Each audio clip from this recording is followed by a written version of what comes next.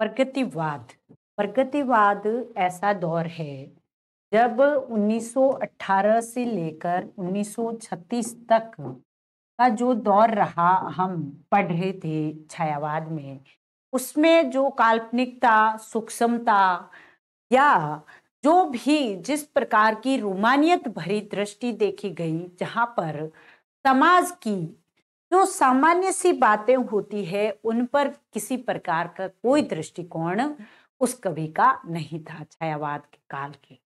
तो उस समय कल्पना में खोया हुआ कवि जब लिख रहा था, तभी अचानक से उसमें से एक नई धारा फूट पड़ती है। जैसे नामवर सिंह जी कहते हैं कि छायावाद के गर्भ से ही प्रगतिवाद निकला है। अर्थात वो कहते हैं कि 1930 के आसपास कुछ ऐसे तत्व दिखाई देने लगे थे साहित्य में, जो कि उस कल्पना प्रधान साहित्य में सामाजिक चेतना, ये तो छायावाद था और इसमें क्या थी, कल्पना अधिक थी, रोमानियत थी, सूक्ष्मता थी और कहीं भी यथार्थ का वर्णन करने का छायावादी कवि का कोई भी दृष्टिकोण नहीं था। तो उसमें सुधार, उसमें जो इस प्रकार के ये भाव आ रहे थे, सूक्ष्मता वगैरह के, जो सूक्ष्मता, जो कल्पना, जो रोमानियत, जो रहस्यवादी भावना, ये सब भाव थे। उन सब भावों के बीच अचानक से एक नई भावधारा जन्म लेती है और उस पर प्रभाव दिखाई देता है मार्क्स का। कार्ल मार्क्स के प्रभाव से प्रगतिवादी विचारधारा सामने आती है। प्रगतिवादी विचारधारा सामने आती है, जिसमें समाज केंद्र में आ गया। यानी साहित्य के केंद्र में कौन आ जाता है? समाज आ जाता है। जहां छायावादी कवि का कोई खास समाज से लेना देना नहीं था, व्यक्ति की अज्ञात के प्रति जिज्ञासा है, कल्पना है, रहस्यवादी भावना है, अभिव्यंजना पक्ष का कौशल है, वो सब कुछ था वहां पर, लेकिन समाज और यथार्थ नहीं थे। और प्रगतिवादी दौर ऐसा आया है, इसके तुरंत बाद 1936 के आसपास से लेकर 1943 तक ये दौर चलता है। और इसमें पूर्णतया जितना भी साहित्य लिखा गया, सारा का सारा समाज आधारित लिखा गया और इस पर मुख्य प्रभाव दिखता है वो है मार्क्स का। मार्क्सवाद, जिसके एक कारण से एक अंतरराष्ट्रीय स्तर पर अगर बात करें तो कुछ घटनाएं घटी थी। जैसे अपना जो भारत देश है, यहाँ के लोग तो देख रहे थे कि समाज किस प्रकार विसंगतियों के बीच जी रहा है, किस प्रकार संकटों के बीच जी रहा है।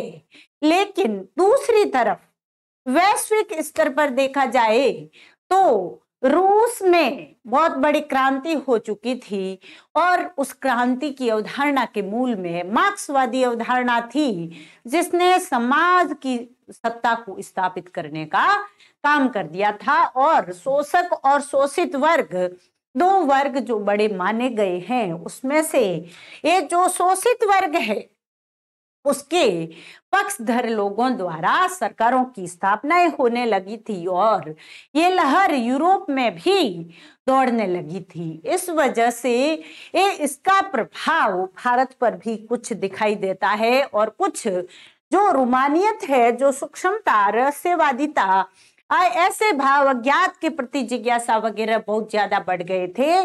तो कवियों का रुझान पुनः अचानक से किसकी ओर होने लगा? यथार्थ की ओर होने लगा कि वास्तव में दुनिया में क्या है उस पर लिखा जाए, समाज में क्या घटित हो रहा है, लोग किस प्रकार का जीवन जी रहे हैं, गांव किस प्रकार के हैं, उस पर कुछ लिखा जाए, ये सोच बनने लगी। और इस प्रकार से प्रगतिवादी विचारधारा सामने आती है और उस दौर की कुछ ऐसी प्रमुख घटनाक्रम रहते हैं जो इस प्रगतिवादी आंदोलन या प्रगतिवादी जो दौर है जो प्रगतिवादी साहित्य है उसकी आधार भूमि के रूप में काम करते हैं, जिसमें बड़े बड़े नाम वैश्विक स्तर पर किसके आते हैं उस पर भी बात करते हैं, और भारत में किस प्रकार प्रेमचंद प्रगतिवाद की बारे में वक्तव्य देते हैं, प्रगतिशीलता के बारे में वक्तव्य देते हैं, और किस प्रकार ये दौर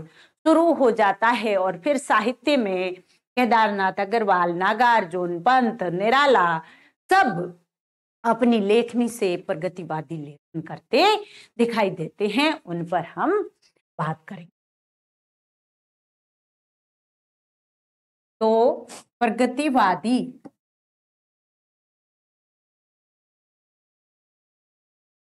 साहित्य की भूमिका,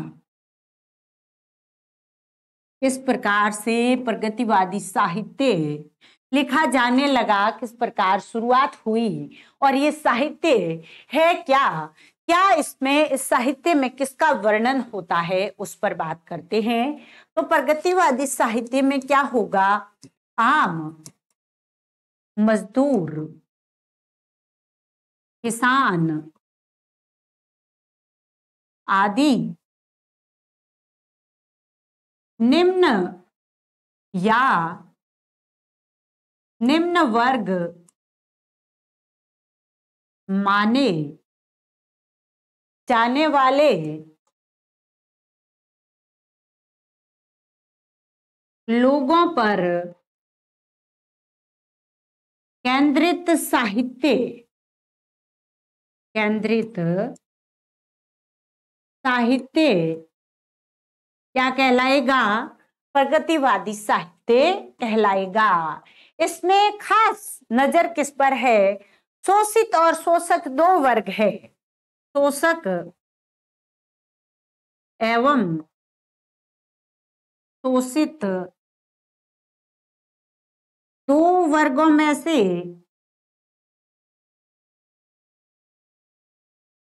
शोषित वर्ग जो है, शोषित वर्ग का पक्षधर,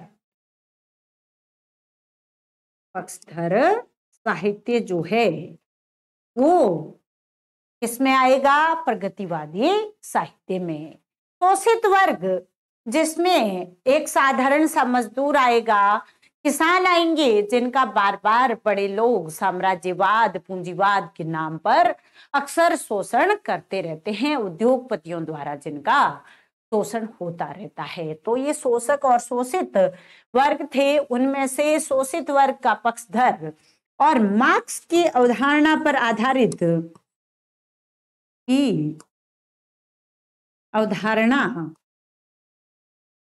पर आधारित जो प्रगतिवाद है उसकी मूल धारणा पूरी की पूरी मार्क्सवाद पर आधारित है। मार्क्स भी ईश्वर में विश्वास नहीं करते थे, तो प्रगतिवाद में भी ईश्वर पर विश्वास नहीं दिखता है, यानी पूरा का पूरा मार्क्सवाद पर ही लगभग आधारित है। और भारत में ये छायावाद के तुरंत बाद क्यों आता है, क्योंकि छायावाद में जो अति व्यक्तिकता या काल्पनिकता सॉरी या सूक्ष्म भावों की अभिव्यंजना बहुत अधिक बढ़ चुकी थी, उस वजह से हाथों हाथ उथल फुथल होती है और यथार्थवादी साहित्य लिखा जाने लगता है। इसलिए ये प्रगतिवाद छायावाद की तुरंत बाद छायावाद की गोद में ही आता है और ये मार्क्स की अवधारणा पर आधारित है। और अगर हम कहें कि राजनीति के क्षेत्र में इसे गणपति चंद्र जैसे कहते हैं, गणपति चंद्र गुप्त, कि राजनीति के क्षेत्र में जो समाजवाद कहलाता है, राजनीति के क्षेत्र में क्या कहलाता है, समाजवाद। और दर्शन की दृष्टि से बात करें तो द्वंदात्मक भौतिकवाद जिसे कहते हैं, मार्क्स ने कहा था द्वंदात्मक भौतिकवाद। मार्क्स जो थे बहुत बड़े दार्शनिक थे तो उन्होंने क्या कहा था, इसी प्रगतिवाद को ही, प्रगतिशीलता को ही द्वंद्वात्मक भौतिकवाद कहा था। और गणपति चंद्र गुप्त कहते हैं कि अगर साहित्य के क्षेत्र में अगर इसका कोई नाम देना है तो वो क्या हो जाएगा, प्रगतिवाद कहा जाएगा। तो राजनीति के क्षेत्र में जो समाजवाद है,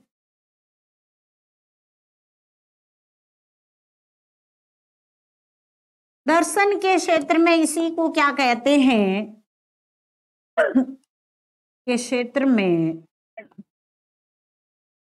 द्वंद्वात्मक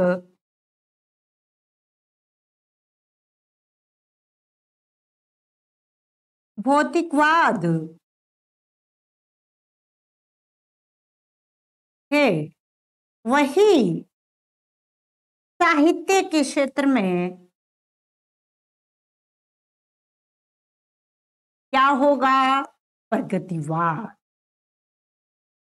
प्रगतिवाद यानी राजनीति में जिसे समाजवाद नाम से जाना जाता है, दर्शन के क्षेत्र में जिसे द्वंद्वात्मक भौतिकवाद के नाम से जाना जाता है, वही साहित्य के क्षेत्र में किस नाम से, प्रगतिवाद के नाम से जाना जाता है। तो मार्क्सवाद की अवधारणा पर आधारित जो काव्य है हमारे साहित्य में, वो प्रगतिवाद है। क्यों? क्योंकि इसके जो मूल्य है वो समाजवादी मूल्य है, वो द्वंद्वात्मक भौतिकवादी मूल्य है।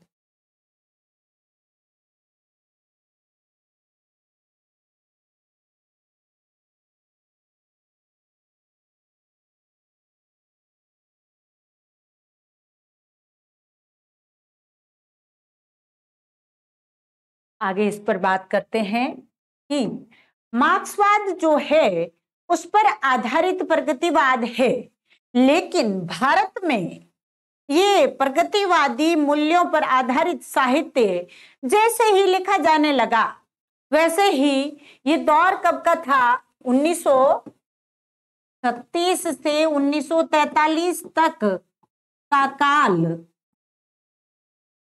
प्रगतिवाद का समय है। तो इस समय सरकार किसकी थी, अंग्रेजों की सरकार थी भारत में। तो सीधी सी बात है कि आम जनता के हित की बात होगी, तो अंग्रेज सरकार तो उनका कोई सहयोग करने वाले थे नहीं।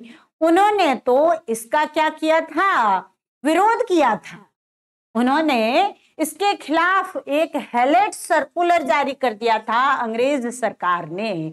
गृह सचिव जो उस समय थे, उन्होंने एक सर्कुलर जारी कर दिया इस प्रगतिशील आंदोलन के खिलाफ। तो उस हैलेट सर्कुलर में क्या था कि इस प्रकार की कोई रचनाएं जो वो आम जनता को अगर भड़काने का काम करती हो तो उन पर रोक लगा दी जाए। इस प्रकार का, इस विचारधारा को रोकने का, प्रगतिवादी जो विचारधारा है इसको रोकने का, प्रतिबंधित करने के प्रयास में, लेकिन इस समय सरकार ये काम नहीं कर सकी। क्यों? क्योंकि स्वतंत्रता आंदोलन बहुत अधिक जोर पकड़ चुका था।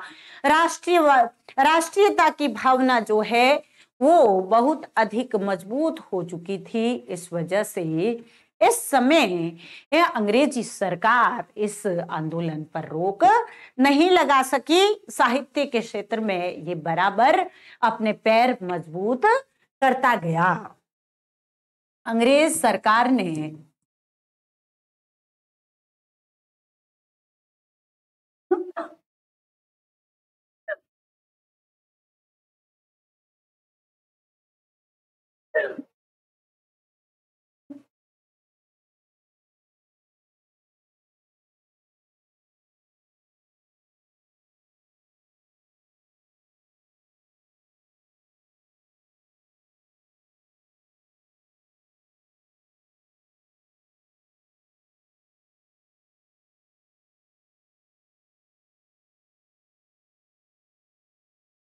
प्रगतिवाद का समय जैसा हम जानते हैं कि 1936 से लेकर 1943 तक का रहता है और इस समय भारत में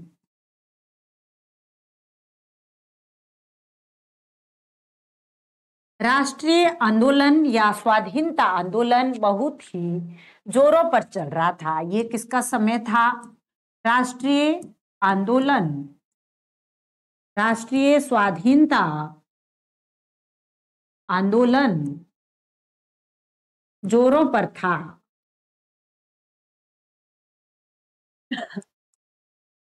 और अंग्रेज सरकार जो प्रगतिशील तत्वों से युक्त प्रगतिवादी साहित्य देखती या प्रगतिवादी विचारधारा जहां भी उन्हें दिखाई देती, वो उसे रोकने का प्रयास करती। और इसके लिए उन्होंने अंग्रेज सरकार के गृह सचिव जो थे उस समय, एमजी हेलेट, उन्होंने एक हेलेट सर्कुलर नाम से सर्कुलर भी जारी किया था, जिसमें प्रगतिवादी गतिविधियों पर रोक लगाने का प्रयास किया गया था। लेकिन ये ऐसा समय था जब एक बार ये दौर शुरू हुआ तो फिर इसका एंड नहीं हुआ, ये अपनी चरम सीमा पर पहुंचकर ही रहा था। अंग्रेज सरकार ने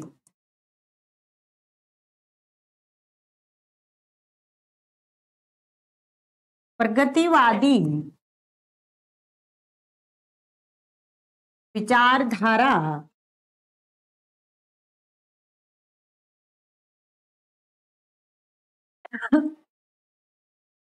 को अंग्रेज सरकार ने प्रगतिवादी विचारधारा को रोकने के प्रयास में उस समय के गृह सचिव, उस समय के गृह सचिव जो जिनका नाम था M G Hallett, M G Hallett के नाम से एक सर्कुलर जारी किया था, जारी किया, सर्कुलर जारी किया था अंग्रेजी सरकार ने। लेकिन प्रगतिवादी गतिविधियां दिन ब दिन बढ़ती गई और ये आंदोलन अपनी चरम सीमा पर पहुंचा।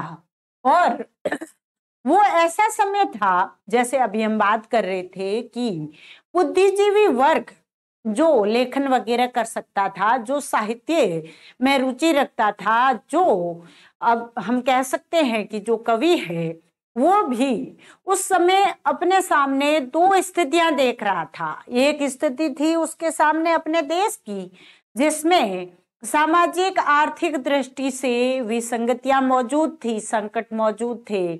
और दूसरी स्थिति थी अंतर्राष्ट्रीय स्तर की, जो रूस में उन्होंने घटित होते देखा था कि जो भी आर्थिक सामाजिक रूप से विसंगतियां थी, उन विसंगतियों और संकटों से उबारने के लिए ये जो क्रांतिकारी आंदोलन हो रहे थे, जो प्रगतिवादी सरकारें स्थापित हो रही थी, इस प्रकार की दो स्थितियों को देखते हुए धीरे धीरे हमारा बुद्धिजीवी वर्ग इस प्रगतिवादी विचारधारा की ओर आगे बढ़ जाता है।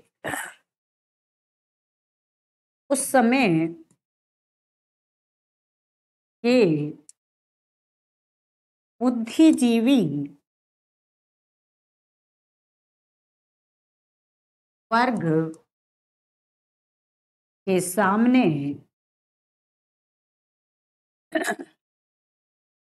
दो स्थितियां थी,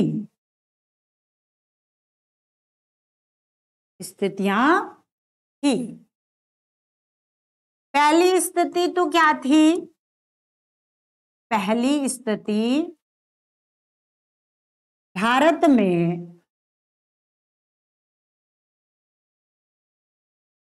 मौजूद आर्थिक सामाजिक विसंगतियां, सामाजिक विसंगतियां एवं संकट, उनका कोई अभी तक हल नहीं था। और दूसरी स्थिति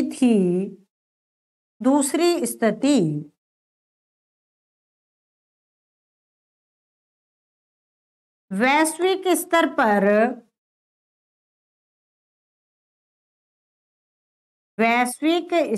पर इस प्रकार की विसंगतियों व संकटों से छुटकारा वो देखा रूस में, और उसका प्रभाव यूरोप पर भी था, उसका प्रभाव यूरोप पर भी था। तो ये परिस्थितियां उस समय के बुद्धिजीवी वर्ग के सामने मौजूद थी, और इन परिस्थितियों में उस समय के जो बुद्धिजीवी वर्ग के लोग हैं वो अपनी दृष्टि में बदलाव लाते हैं और इस प्रगतिवादी दृष्टि की ओर धीरे धीरे वे बढ़ने लगते हैं। तो इस प्रकार से अब हम बात करते हैं कि ये प्रगतिवाद है या जो प्रगतिशीलता का आंदोलन है, इसका विकास किस प्रकार से हुआ साहित्य में, उस पर बात करते हैं। साहित्य में प्रगतिवाद का विकास क्रम या पृष्ठभूमि कैसे बनती है, उस पर बात करते हैं। वैश्विक स्तर पर कौन कौन से घटनाक्रम होते हैं जिनका मुख्य रूप से प्रभाव हमारे भारत के साहित्यकारों पर भी प्रगतिवादी धारा के रूप में देखने को मिल जाता है। तो यहाँ सबसे पहले हम बात करते हैं साहित्य के क्षेत्र में। सबसे पहले ये सोवियत लेखक संघ का गठन होता है, और ये बात है 1934 की। 1934 में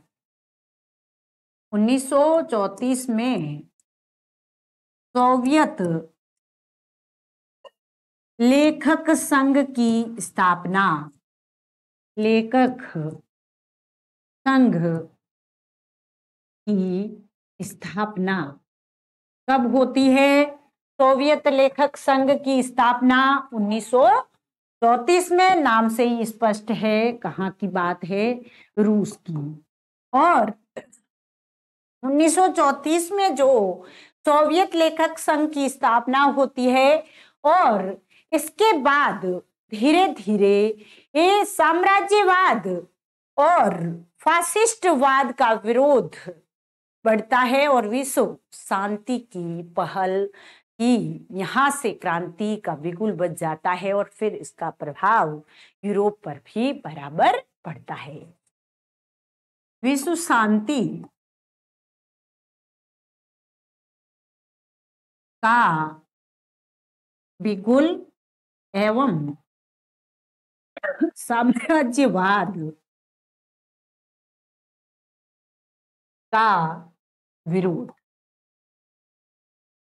ये सोवियत लेखक संघ है, ये क्या करता है? विश्व शांति का बिगुल बजाने का काम करता है, या विश्व स्तर पर शांति की पहल करने का, समाजवादी सत्ता स्थापना की बात करता है। और इसके बाद 1935 में हेनरी बारबूज नाम के एक व्यक्ति पेरिस में स्थापना करते हैं प्रगतिशील लेखक संघ की, प्रोग्रेसिव राइटर्स एसोसिएशन की स्थापना करते हैं। और वे कहां पर करते हैं? हेनरी बारबूज पेरिस में स्थापना करते हैं। 1935 में हेनरी बारबूज, हेनरी बारबूज द्वारा पेरिस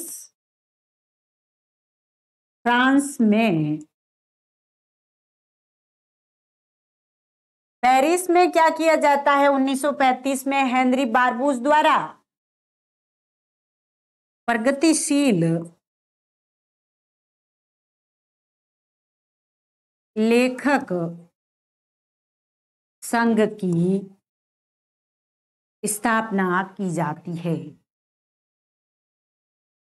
स्थापना हेनरी बारबूज ने 1935 में पेरिस में प्रगतिशील लेखक संघ का गठन किया और उसके बाद ये घटनाक्रम भारत से कैसे जुड़ता है उस पर अगर बात करें तो लंदन में प्रगतिशील लेखक संघ विश्व स्तर पर पेरिस में जो स्थापित हुआ उससे भारत का कोई लेना देना नहीं था, वो वैश्विक स्तर की संस्था थी। लेकिन सज्जाद जहीर जैसे और मुल्कराज आनंद जैसे जो भारत के प्रवासी लोग थे, उन्होंने लंदन में भारतीय प्रगतिशील लेखक संघ की स्थापना की। लंदन में भारतीय प्रवासी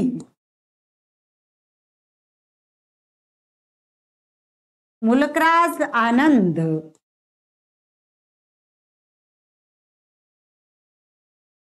व सज्जाद जहीर ने भारतीय प्रगतिशील लेखक संघ, भारतीय प्रगतिशील लेखक संघ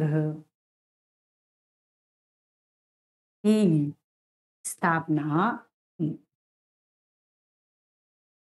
किसने स्थापना की? सज्जाद जहीर और मुल्कराज आनंद ने। और इन्होंने भी ये स्थापना 1935 में ही कर दी थी। ये भी कब की बात थी? 1935 में। और फिर यहां से ये बात धीरे धीरे भारत में भारतीय प्रगतिशील लेखक संघ की शाखा स्थापित हो जाती है और फिर उस भारतीय प्रगतिशील लेखक संघ का ही अधिवेशन होता है लखनऊ में 1936 में। और उस अधिवेशन की अध्यक्षता करते हैं उपन्यास सम्राट के नाम से प्रसिद्ध हमारे प्रेमचंद जी। और वहां से ये प्रगतिशीलता का आंदोलन बहुत ही तेज गति पकड़ता है, उसमें कई विद्वजनों ने भाग लिया था और ये वहां से ये दौर चल पड़ता है। इस वजह से प्रगतिवाद का संबंध प्रगतिशील लेखक संघ से माना जाता है। भारतीय प्रगतिशील लेखक संघ की शाखाएं भारत में स्थापित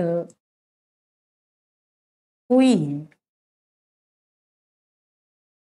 एवं इसका घोषणा पत्र प्रकाशित हुआ, प्रचारित भी हुआ, प्रचारित हुआ। और इस भारतीय प्रगतिशील लेखक का एक अधिवेशन होता है लखनऊ में 1936 में। भारतीय प्रगतिशील लेखक संघ का लखनऊ में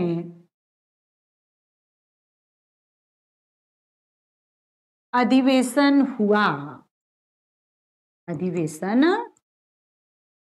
हुआ।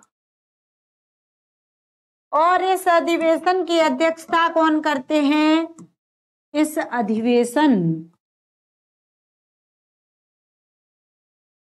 बहुत ही महत्वपूर्ण बात है, इस अधिवेशन की अध्यक्षता ने की मुंशी प्रेमचंद ने की थी। प्रेमचंद ने की। और ये अधिवेशन बहुत अधिक प्रसिद्धि को प्राप्त हुआ था।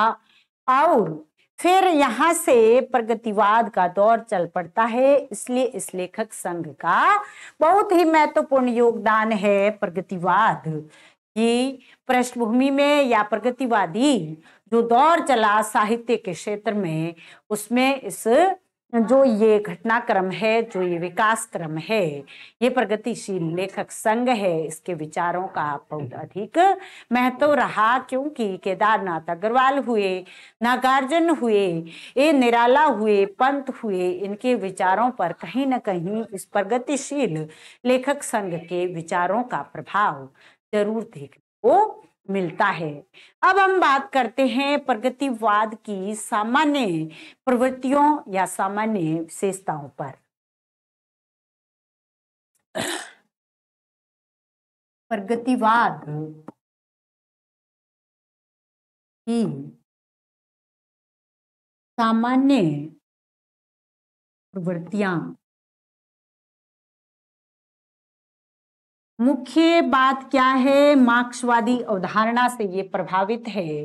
तो यहाँ पर जो शोषक और शोषित दो वर्ग समाज में माने जाते हैं, उसमें से शोषित वर्ग का पक्षधर ये प्रगतिवाद रहा है। इसमें गांवों का यथार्थ चित्रण मिलेगा। इसकी भाषा बिल्कुल आम भाषा रहेगी, ग्रामीण भाषा का प्रयोग रहेगा, और राष्ट्रीय भावना में विश्व बंधुत्व की भावना भी देखने को मिल जाएगी।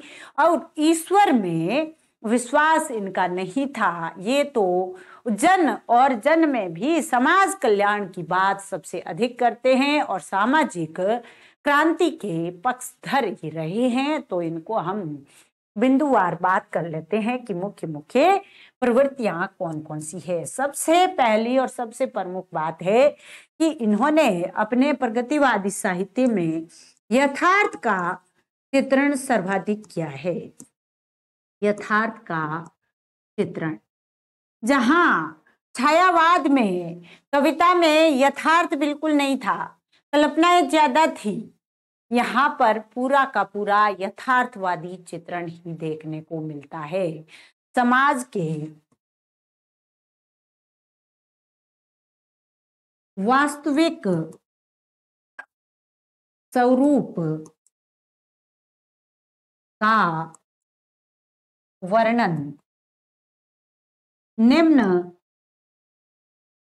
वर्ग की तरफ अधिक ध्यान, यानी इस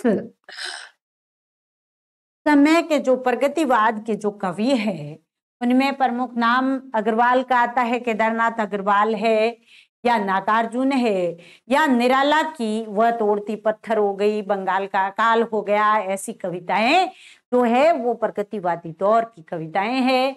या पंत हो गए, जो जब युगवाणी वगैरह लिख रहे थे, ग्राम्य वगैरह लिख रहे थे, तब पंत का दौर जो प्रगतिवादी विचारधारा से प्रभावित था, उस समय की उनकी कविताएं भी इस दौर में आती है। और उन कविताओं का केंद्र क्या था? मुख्य रूप से उन कविताओं का केंद्र था यथार्थ का चित्रण, यानी वास्तव में क्या चल रहा है उसका चित्रण करना। और यहाँ इस समय जो जिस प्रकार की कल्पना का वर्णन वह कर रहे थे, ये छायावादी काल में ये जो अज्ञात सत्ता की बात हो रही थी, जिज्ञासा की बात हो रही थी, कपोल कल्पित कल्पनाएं हो रही थी, यहाँ पर बिल्कुल यथार्थ का चित्रण करते हैं। जैसे एक जगह अब केदारनाथ अग्रवाल कहते हैं कि अगर गुलाब की जो महक है वो कब तक महकेगी, जब तक उसको उस गुलाब के लिए अनुकूल परिस्थिति होगी। अगर गोबर के घूरे के बीच में वही गोबर जो गुलाब की महक है वो कितने समय तक रह पाएगी, नहीं रह पाएगी। इस प्रकार की यथार्थ स्थितियों का वे चित्रण इस काव्य में कर देते। समाज के वास्तविक स्वरूप का वर्णन करते हुए जब केदारनाथ अग्रवाल कहते हैं कि जो गुलाब की महक है वो कब महसूस कर सकेंगे हम, जब आनंदपूर्ण जीवन जिएंगे। अगर कोई गोबर के घूरे के बीच में जी रहा है तो जिंदगी का जो गुलाब है महकता हुआ वो भी धीरे धीरे मुरझा जाता है। यानी ये केदारनाथ अग्रवाल कहते हैं कि सड़े घूर की गोबर, केदारनाथ अग्रवाल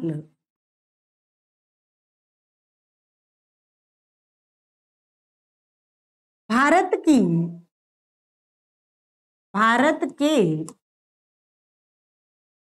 गांवों की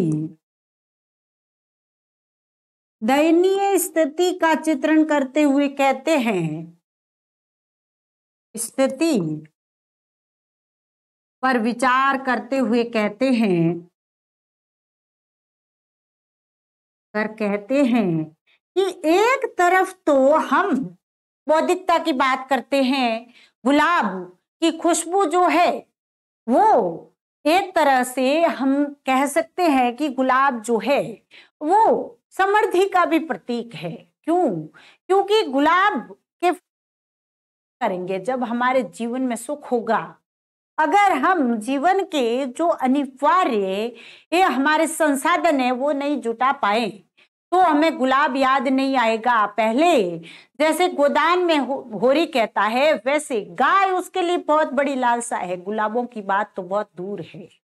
गाय रखना, गाय मतलब साधारण संपत्ति आज के समय में लगती होगी कि गाय रखना, लेकिन उस समय और आज भी कई किसान घरों में स्थितियां ऐसी होती है जहां पैसे अगर है तो फिर वो सब चीजें याद आएगी जो हम सोफिस्टिकेटेड जीवन जीने के लिए उपयोग में लाते हैं। पहले तो जो हमारा परिवार है उसकी अनिवार्य चीजें पूरी नहीं हो रही है तो फिर हम एक आलीशान जीवन कैसे जी सकते हैं। तो इस प्रकार की परिस्थिति पर ध्यान देते हुए केदारनाथ अग्रवाल कह देते हैं कि सड़े खूर की गोबर की बदबू से दबकर महक जिंदगी के गुलाब की मर जाती है।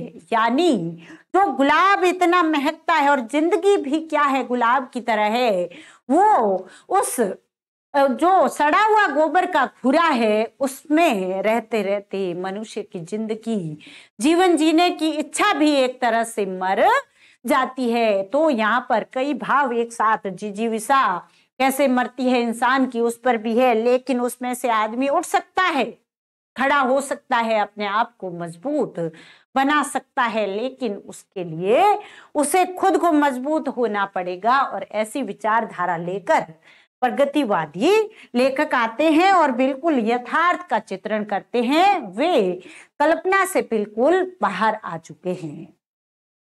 क्या कहते हैं? सड़े खूर के गोबर की बदबू से दबकर, सड़े घूर के गोबर की बदबू से दबकर महक जिंदगी के गुलाब की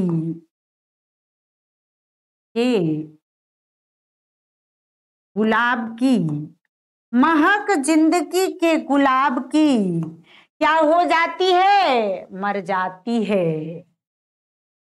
कैसे मर जाती है? वो तो जो उस जीवन को जीता है उसी को पता है, जिसने वो दुख नहीं देखे नजदीक से वो उसे महसूस नहीं कर सकता। जैसे ओम प्रकाश वाल्मीकि कहते हैं कि जब ब्राह्मण होकर भी व्यक्ति अगर कभी एक दिन अगर किसी अकिंचित सा जीवन सा जी ले, एक किसी के गरीब के जीवन को, वास्तव में अछूत के जीवन को जीकर देखे, तब जाकर के पता चलेगा कि वास्तव में उसका दुख क्या है। तो उस गरीब के दुख को समझने के लिए, उसके दुख को पूरी तरह से महसूस करना है, तो उसके जीवन के अनमोल जो पल है उनमें कभी अगर नजदीकी से जाया जाए तो समझ में आएगा कि वास्तव में कैसे महक जिंदगी की मर जाती है। कमाने में जीवन चला जाता है कि परिवार कैसे पालें, यही बात यहाँ। दूसरी जो मुख्य प्रवृत्ति है प्रगतिवाद की, वो है शोषक वर्ग के प्रति, शोषक वर्ग के प्रति क्या है? स्नेह तो होगा नहीं, आक्रोश है। शोषक वर्ग के प्रति क्या प्रकट होता है? आक्रोश प्रकट होता है। पूंजीपति एवं साम्राज्यवादी ताकतों का पुरजोर विरोध, वादी ताकतों का विरोध। पूंजीपति एवं साम्राज्यवादी ताकतों का विरोध कहां पर मिलता है? प्रगतिवाद में। पंत कहते हैं गा कोकिल बरसा पावक कर्ण, गा कोकिल बरसा पावक कर्ण, यानी क्रांति के बिगुल बजाने की बात करते हैं। कोकिल बरसा पावक कर्ण कहकर सीधी बात है, क्रांति की बात हो रही है, पूंजीपतियों के विरोध की बात हो रही है कि जो परंपराएं चली आ रही है उनका विरोध करने की बात हो रही है। क्रांति की बात करते हैं। निराला कहते हैं अबे सुन बे गुलाब, निराला क्या कहते हैं यहाँ पर? क्रांति की बात। और यहाँ इसकी बात निराला कहते हैं अबे सुन बे गुलाब, निराला अबे सुन, कैसे है देखो, अबे सुन बे गुलाब, गुलाब यहाँ पर किसका प्रतीक? पूंजीपति वर्ग का प्रतीक, उद्योगपति वर्ग का प्रतीक। अबे सुन बे गुलाब पूंजीपति वर्ग का प्रतीक। और यहाँ पर सीधा चैलेंज है कहकर पूंजीपतियों को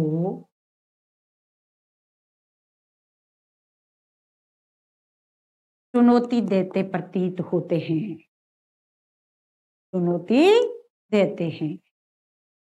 तो शोषक वर्ग बादल राग में देखो क्रांति के प्रतीक होते हैं बादल। तो इस प्रकार की जो कविताएं हैं वो जो आम व्यक्ति है, जो किसान है, जो मजदूर है, जिसे निम्न वर्ग का समझकर उच्च वर्ग के लोग जो शोषण करते हैं उसका विरोध ये लोग यहाँ पर करते हैं। अगली जो महत्वपूर्ण इनकी प्रवृत्ति है वो है शोषितों के प्रति इनकी क्या थी? सहानुभूति थी। शोषितों के लिए ये लिखते हैं, शोषितों को केंद्र में रखकर लिखना, में रखना, यानी प्रगतिवादी जो काव्य है उसके केंद्र में क्या है? शोषित वर्ग के लोग हैं।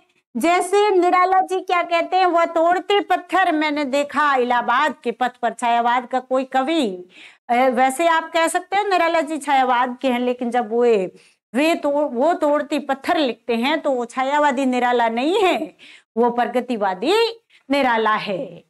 वो तोड़ती पत्थर लिखते वक्त निराला क्या है? प्रगतिवादी निराला है।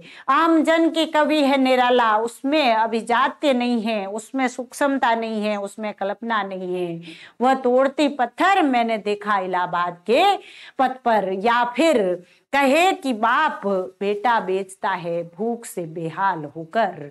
इस प्रकार की स्थितियों का जब वर्णन होता है तब किसके प्रति सहानुभूति दिखाई देती है? शोषितों के प्रति सहानुभूति दिखाई देती है। बाप बेटा बेचता है भूख से बेहाल होकर। बंगाल का अकाल नाम से एक कविता लिखी थी निराला जी ने, और उसमें ये पंक्ति आती है, बाप बेटा बेचता है भूख से बेहाल होकर। यहाँ पर निराला जी का उग्र रूप दिखाई देता है। और बंगाल में जो अकाल पड़ा था वो बहुत खतरनाक अकाल था। मतलब इंसानों के पास बिल्कुल भी खाने के लिए नहीं था। उसके ऊपर अंग्रेज सरकार उन पर कर लगाना चाहती थी। अब भूखा प्यासा व्यक्ति क्या कर भरे? वो तो अपना पेट भरने के लायक नहीं रहा था। वो समय ऐसा था कि बाप को अपना बेटा बेचने में भी झिझक नहीं थी। पेट से बढ़कर कुछ नहीं। सुना है कि पहले ऐसा यहाँ पर भी हो चुका है कि कई बार जैसे मड़ी वगैरह जो होते हैं उनमें अपनी संतानों को चढ़ा दिया जाता था अन्न की कमी की वजह से, कि एक को वो यहाँ देते हैं, कम से कम भूख से सामने मरता हुआ तो नहीं देखे। उसी बच्चे को मरता हुआ देखने से बचने के लिए एक किसान, एक आम व्यक्ति अपनी औलाद को वो बेचना तो क्या है, कहीं पर खुद क्या कमाएगा, लेकिन ये सोचा होगा उस बाप ने कि ये बेटा यहाँ पर रहकर जिंदा रह जाए। ऐसी कथाएं बड़े बुजुर्गों से सुनने में भी आती है। और निराला जी जैसे कवि लिखते भी हैं कि बाप बेटा बेचता है भूख से बेहाल होकर। ये कविता है बंगाल का अकाल। बंगाल का अकाल निराला की कविता है। और निराला ने इसमें लिखा है कि बाप अपने बेटे को बेचता है कब? जब वो भूख से बेहाल हो जाता है। तो इसमें किसके प्रति सहानुभूति है? मजदूर किसान वर्ग के प्रति। किसान वर्ग के लिए करुणा एवं सहानुभूति। सहानुभूति यानी मजदूर किसान वर्ग जो है उसके लिए करुणा और सहानुभूति कहां पर मिलती है? प्रगतिवाद में बराबर देखने को मिलती है। और जो प्रगतिवादी कवि है उन पर हम पहले ही बात कर रहे थे कि इनका धर्म पर, ईश्वर पर विश्वास नहीं था। धर्म व ईश्वर पर अविश्वास। ऐसी परिस्थितियां, इतना आदमी जब विकल हो जाता है, ऐसी स्थितियां। और दूसरी बात, मार्क्स का प्रभाव। मार्क्स अनिश्वरवादी थे। मार्क्स के प्रभाव से भी ये लोग, मार्क्स के प्रभाव से प्रगतिवादी धर्म व ईश्वर को न मानकर, में विश्वास न कर, जनमानस कल्याण की बात करते हैं। किसकी बात करते हैं? जनमानस कल्याण की बात करते हैं। और धर्म को तो ये नशा कहते हैं, अफीम का नशा कहते हैं धर्म को। धर्म को अफीम का नशा मानते हैं। नशा मानते हैं। प्रगतिवादी लोग जो है वो धर्म को तो क्या मानते हैं? जैसे मार्क्स ने माना था वैसे के वैसे ये भी धर्म को अफीम के नशे की तरह मानते हैं कि एक बार अपनी जकड़ में ले लेता है तो फिर उस जकड़ से हम अपना सब कुछ त्याग देंगे धर्म के नाम पर। होरी कहता है कि ब्राह्मण का कर्जा लेकर कैसे जाऊंगा गया। लेकिन रहा उसके मन में आखिर तक कि ब्राह्मण का कर्जा। तो ये यहाँ पर धर्म जो है वो किस प्रकार हावी हो जाता है एक मनुष्य पर, उस पर प्रगतिवाद अपनी दृष्टि रखता है। हाँ, आस्था होना अलग है। आस्था कभी कभी व्यक्ति जब निराशा में होता है तो उसमें इतनी आशावादिता भर देती है कि उसका कहना क्या। लेकिन जब धर्म पूरी तरह से मनुष्य के ऊपर शिकंजा कसने लगे तब वो धर्म खतरनाक हो जाता है, अफीम की तरह बन जाता है। तो इस प्रकार धर्म और ईश्वर पर भी अविश्वास था और उसके साथ ही साथ धर्म और ईश्वर को न मानने वाले रूढ़ियों का तो विरोध करेंगे ही करेंगे।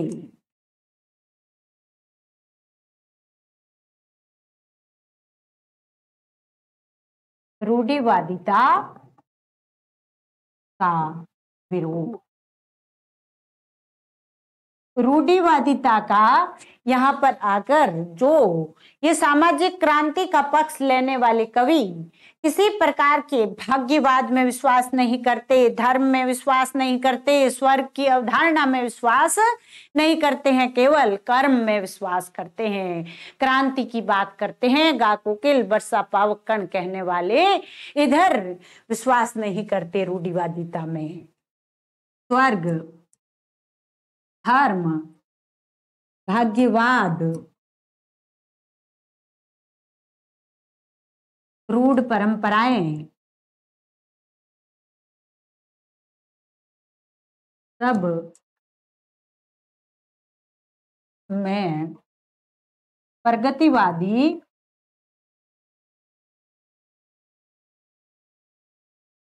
विश्वास नहीं करते। पंत ने कहा कि गा कोकिल बरसा पावक कर्ण, नष्ट भ्रष्ट हो जीर्ण पुरातन। नष्ट भ्रष्ट हो जीर्ण पुरातन जब कहते हैं तब सारी की सारी पुरानी परंपराओं के नष्ट होने की बात पंत करते हैं। पंत कहते हैं गा कोकिल, तो इसमें क्रांति की भावना भी है। बरसा पावक कण, तो यहां क्रांति का भाव भी। और दूसरी पंक्ति जो है वो है नष्ट भ्रष्ट हो, नष्ट भ्रष्ट हो जीर्ण पुरातन। तो यहां पर पंत जो है सभी पुरानी परंपराओं को, पुरानी परंपरा भी और सरकारें भी, सब कुछ भी, राजनीति भी, सब दृष्टि से, साम्राज्यवाद भी, पूंजीवाद भी, सबके ऊपर दृष्टि डालते हुए उन सब के मामले में क्रांति लाने की बात यहाँ पर पंत कर देते हैं। तो ये प्रगतिवादी जो दृष्टिकोण है यहाँ पर आकर रूढ़िवादिता में बिल्कुल विश्वास नहीं रहता कवि का। अगली जो प्रगतिवादी कवि की मुख्य विशेषता है वो है नारी मुक्ति का आह्वान। नारी मुक्ति का आह्वान यहां पर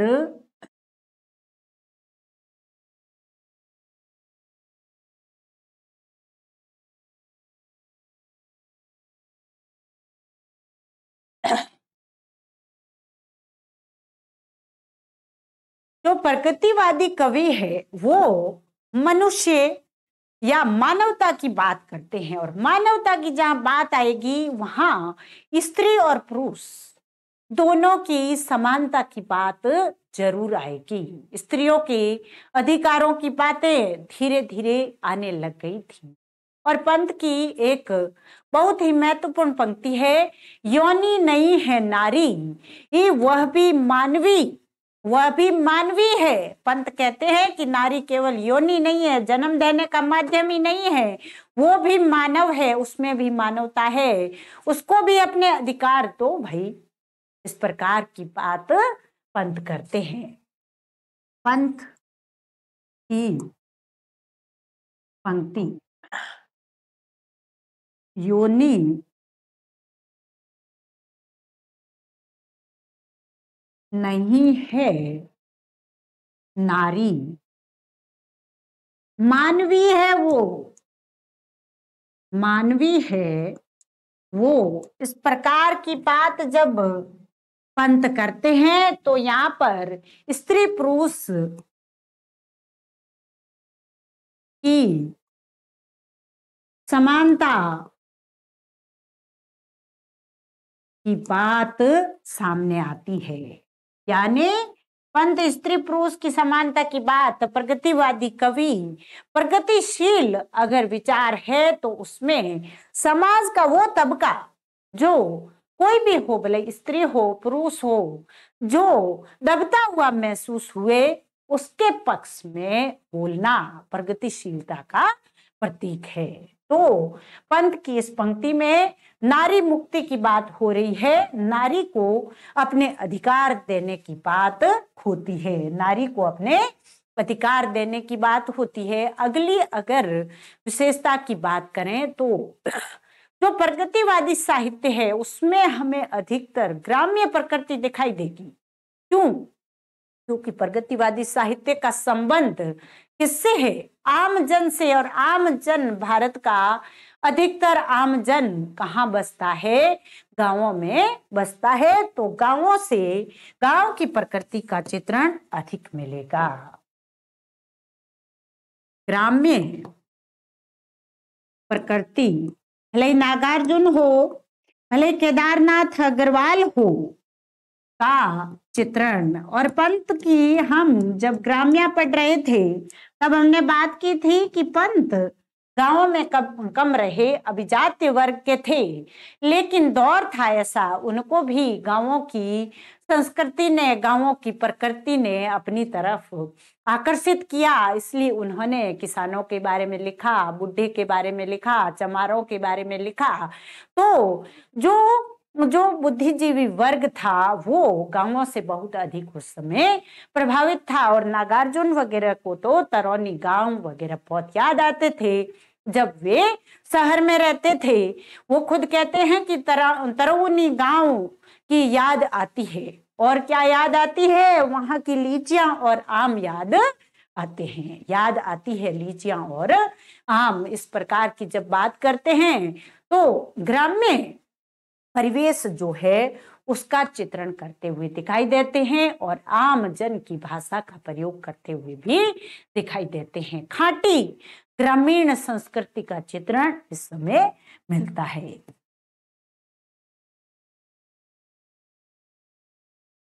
ग्रामीण संस्कृति, केदारनाथ अग्रवाल ने अधिकतर ग्रामीण संस्कृति का चित्रण किया है।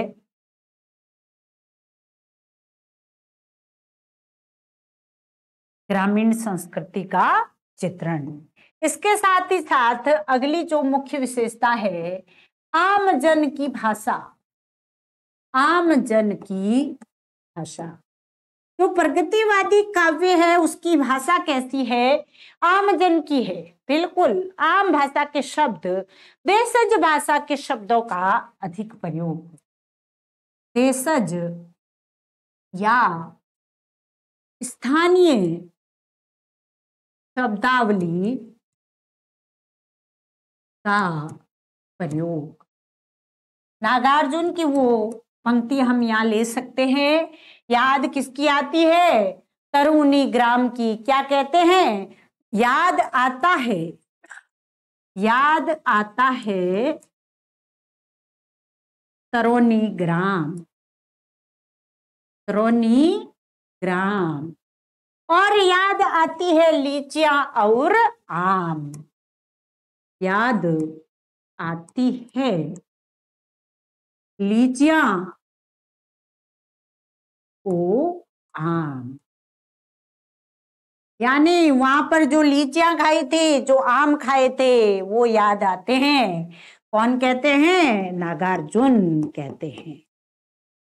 नागार्जुन बाबा कहते हैं कि तरोनी मेरा गांव है और वो मुझे बहुत याद आता है, और वहां पर जो खाए आम और जो लीचियां खाई वो याद आती है। तो बिल्कुल साधारण सी, आम सी भाषा हर कविता प्रगतिवाद की पढ़ेंगे, तोड़ती पत्थर पढ़ लो, बंगाल का अकाल पढ़ लो, पंत की कोई भी प्रगतिवादी युग की, ग्राम्या की कोई भी कविता पढ़ ले, आराम से समझ में आएगी। बिल्कुल गद्यात्मक तरीके की भाषा, बिल्कुल आम भाषा में लिखी गई और आम जन के भावों को प्रकट करती हुई भाषा दिखाई देगी। और इसमें खड़ी बोली का ही प्रयोग है। और छंदों की दृष्टि से अगर बात करें तो मुक्तक छंद में अधिकतर लिखी गई है। काव्य रूप की बात करें, काव्य रूप अधिकतर कविताएं मुक्तक है। कैसी है? मुक्तक। बहुत महत्वपूर्ण बात है, अधिकतर कविताएं मुक्तक है। भस्मांकुर जैसे, भस्मांकुर लिखा है जैसे नागार्जुन ने, तो वैसी कोई प्रबंध कविता मिल जाती है। फुटकर प्रबंध मिलते हैं। यानी अधिकतर काव्य किस रूप में मिलेगा? बहुत महत्वपूर्ण बात है, मुक्तक रूप में मिलेगा। अधिकतर काव्य किस रूप में? मुक्तक रूप में ही मिलेगा। और जो फुटकर प्रबंध है वो भी कभी कभार मिल जाते हैं। इस प्रकार से ये मुख्य मुख्य विशेषताएं हैं प्रगतिवाद की, जो उसे बिल्कुल आम व्यक्ति से जोड़ती है, आम जन से जोड़ती है।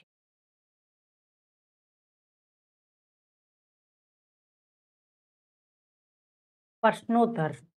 प्रगतिशील लेखक के संघ के कौन कौन से उद्देश्य थे?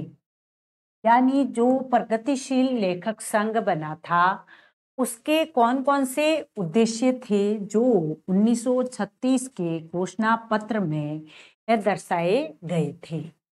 भारत के प्रगतिशील लेखकों की समस्त संस्थाओं को संगठित करना तथा साहित्य को प्रकाशित करके अपने उद्देश्यों को प्रसारित करना। और उसके साथ ही साथ दूसरा उद्देश्य है प्रगतिशील लेखकों तथा अनुवादकों को प्रोत्साहित करना तथा प्रतिक्रियावादी प्रवृत्तियों के विरुद्ध संघर्ष करके देशवासियों के स्वाधीनता संग्राम को आगे बढ़ाना, विचारों की स्वतंत्रता की रक्षा करना। विचारों की जो स्वतंत्रता है उस पर तरह तरह से जो वो प्रतिबंध लगाए जा रहे थे उसकी स्वतंत्रता पर की रक्षा करना भी इसका मुख्य उद्देश्य था। और फांसीवादी और सैनिकवादी की संस्कृति, इस शक्तियों का विरोध के साथ ही साथ अंतर्राष्ट्रीय स्तर की शांति शक्तियों एवं उनके अनुकूल राष्ट्रीय भावनाओं का समर्थन करना। यानी अंतर्राष्ट्रीय स्तर पर जो शांति स्थापना के प्रयास चल रहे थे उनका तो समर्थन करना, और दूसरी तरफ जो फांसीवादी और सैनिकवादी जो संस्कृति शक्तियां थी उनका विरोध, छात्रों के अधिकारों की मांग रखना और जेनेवा विश्वव्यापी शांति सम्मेलन को अपना समर्थन देना। प्रगतिशील साहित्य विदेशी साहित्य का अनुकरण है, अराष्ट्रीय है, यह प्रचार मिथ्या है। यानी रामविलास शर्मा कहते हैं कि प्रगतिशील साहित्य केवल विदेशी साहित्य का अनुकरण है। ऐसा अगर कहा जाए तो ये तो बात गलत हो जाएगी, ये तो मिथ्या बात हो जाएगी। हम दूसरे देशों के प्रगतिशील साहित्य से सीखते हैं, ये तो ठीक है। हमारे महान लेखकों में ऐसा कौन है जिसने यह नहीं किया? यानी हर किसी के कहीं भी रहते हो कोई महान अगर कार्य हो रहा है तो उसका अनुकरण होना भी बुरी बात नहीं है, दूसरे से सीखना बुरा नहीं है, लेकिन पूरी तरह से उसको अराष्ट्रीय भी कह देना ये तो गलत है। किंतु प्रगतिशील साहित्य जनता की राष्ट्रीय और लोकप्रिय परंपरा के अनुसार विकसित होता है।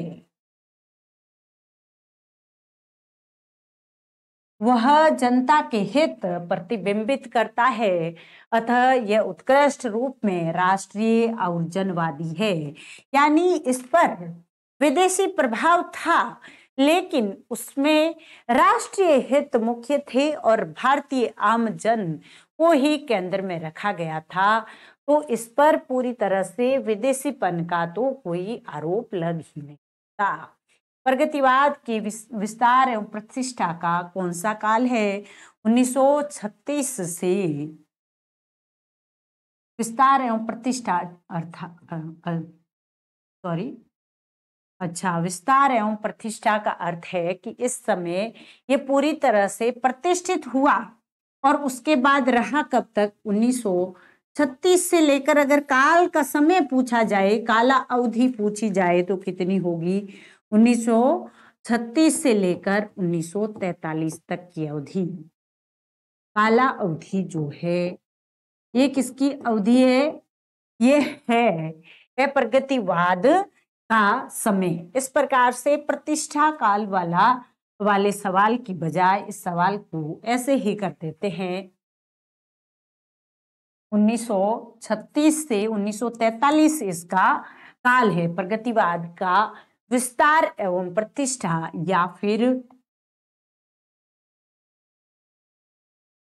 या इस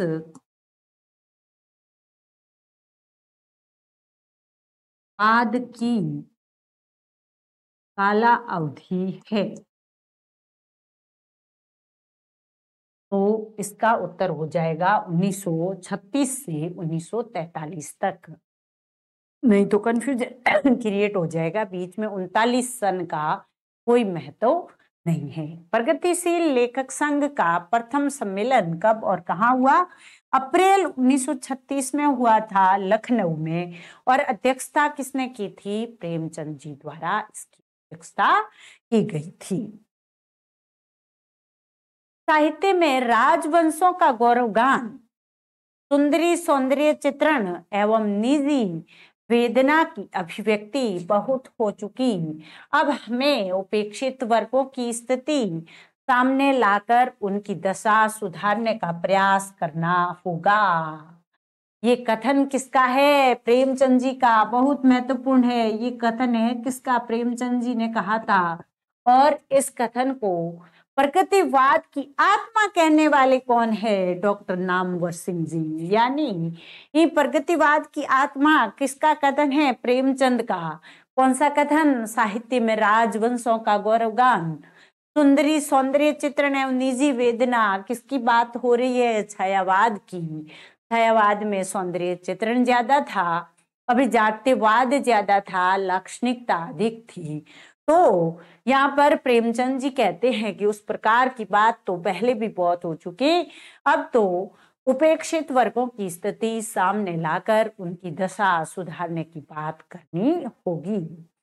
साहित्य केवल मनोरंजन की वस्तु नहीं है, उसका लक्ष्य तो समाज हित होना चाहिए। काव्य लक्षण में भी ये अक्सर पूछा जाता है। वेरी वेरी इंपॉर्टेंट है ये कथन, और है किसका? प्रेमचंद जी का कथन है। विशाल भारत में भारत के प्रगतिशील साहित्य की आवश्यकता, प्रगतिवाद पर लेख किसने लिखा? शिवदान सिंह चौहान ने इस नाम से लेख लिखा था।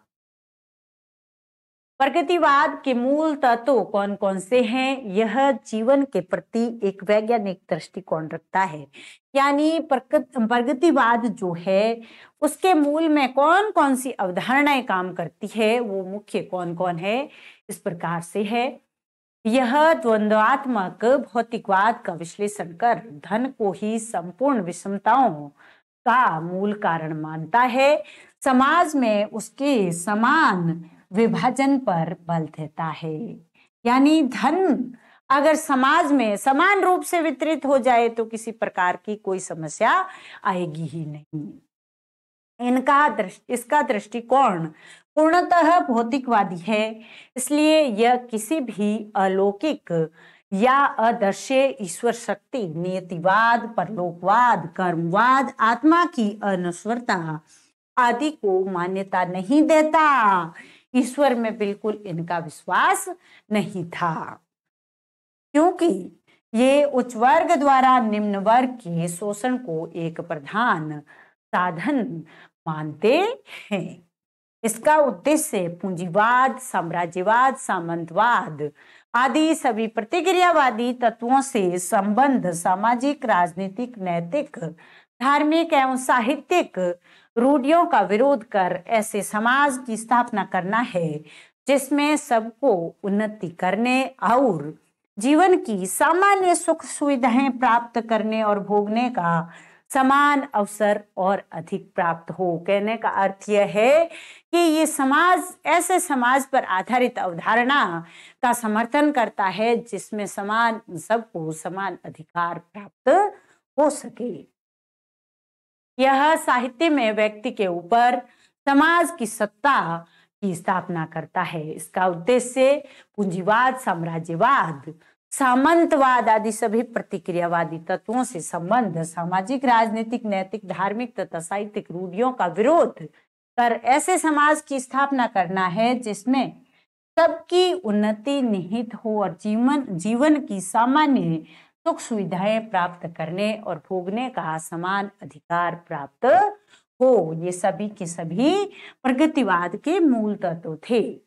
प्रगतिशील शब्द का सर्वप्रथम प्रयोग कब और किसमें किया था? 1942 में गजानन माधव मुक्तिबोध द्वारा प्रगतिवाद एक दृष्टि नाम से एक लेख लिखा गया था आगामी कल पत्रिका में। उसमें उन्होंने प्रगतिवाद शब्द का प्रयोग किया था।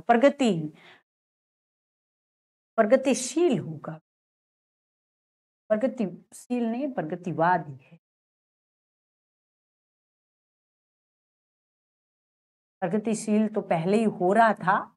प्रगतिवाद जो शब्द है वो मुक्तिबोध ने सबसे पहले किया था। हाँ, बच्चन सिंह के अनुसार बच्चन सिंह ये मानते हैं कि प्रगतिवाद शब्द का सबसे पहले प्रयोग 1942 में मुक्तिबोध ने एक लेख लिखा था प्रगतिवाद एक दृष्टि नाम से आगामी कल पत्रिका में, और उसमें ये शब्द पहली बार प्रयुक्त हुआ था। डॉक्टर बच्चन सिंह के अनुसार प्रगतिवाद के प्रवर्तक कौन है? सुमित्रा नंदन पंत को मानते हैं और उनकी रचना युगवाणी को प्रगतिवाद का प्रथम काव्य संग्रह मानते हैं। कौन? बच्चन सिंह जी।